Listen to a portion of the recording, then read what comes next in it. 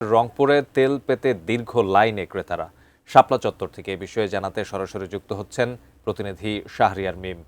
মিম, আমরা দেখেছি যে ঢাকা সহ দেশের বিভিন্ন স্থানেই কৃত্রিম একটা তেলের সংকট তৈরির যে কথা বলা হচ্ছে, সেই জন্য পাম্পগুলোতে অনেক বাইকারদের ভিড়, গাড়িগুলোর ভিড়।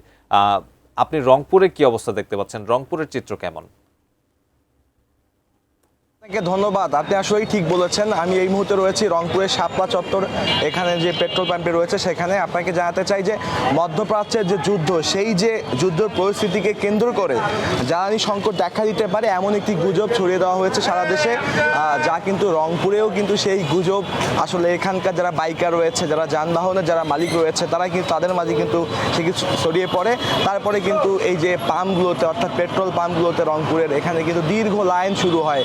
আমরা গত দুদিন ধরে এটা দেখেছি, আজকেও আমরা দেখতে পাচ্ছি যে এখানে যারা আসলে তেল নিতে এসেছেন, তারা কিন্তু লাইন ধরে কিন্তু সারিবদ্ধভাবে তেল নিচ্ছেন। আমরা একটু এই পর্যায়ে কথা বলার চেষ্টা করি। আচ্ছা, আপনারা কি শুনে এসেছেন? এখন তো এই তেলের সংকট চলছে মধ্যপ্রাচ্য, ইয়ার কারণে। আপনারা কি শুনে এসেছেন? আমরা শুনেছি যে তেল সামনে সংকট হইতে পারে, আমাদের দুই একদিন চলার মতো তেল নাই, যার কারণে আসছে। ধন্যবাদ। যেমনটি শুনছিলেন, আসলে যারা এখানে মূলত বাইকের তেল নিতে এসেছে তারা কিন্তু বলছেন যে তাদের সংকট হতে পারে, এমন তথ্য শুনে তারা এখানে এসেছেন। আমরা এই পর্যায়ে একটু ভাইয়া, একটু আমরা পাম্পের যারা মালিক পক্ষের সাথে কথা বলবো, সংকট রয়েছে কিনা? না, কোনো ধরনের তেলের সংকট নাই। নিয়ম মেনে কাজ করছেন কিনা আপনারা? হ্যাঁ, অবশ্যই আমরা সরকারের যে নিয়ম দিছে আমরা সেইভাবেই কার্যক্রম পরিচালনা করতেছি। সরকারি মোটরসাইকেলে 200 টাকা, প্রাইভেট কারে 1000 টাকা তেল দিচ্ছে এবং তেলের কোনো সংকট নাই। কেউ আতঙ্কিত হন না, স্বাভাবিক আছে। ধন্যবাদ আপনাকে।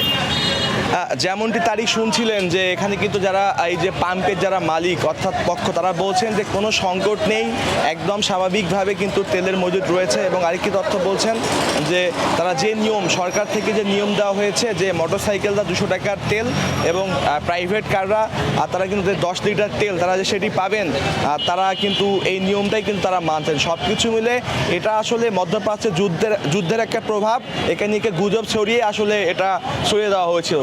এই ছিল আমার কাছে সর্বশেষ রংপুর থেকে তারিখ।